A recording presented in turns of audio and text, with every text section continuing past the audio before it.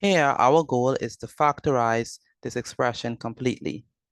Notice that we have mn plus n squared plus mp plus np. And our goal is to factorize this expression. Now, what we're going to do is we're going to factorize this expression, and then we're going to factorize this expression. And so we have, in this case, n is here and n is here. So that means that n is the common factor of these two terms. So we factor out an n. And when we factor out n, we are left with m plus n. And that's because n times m is mn, and n times n is n squared. And so this right here is the factorized form of this expression above.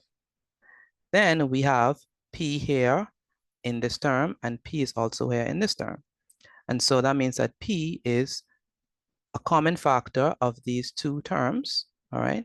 And so we have p out front, so we factorize the p.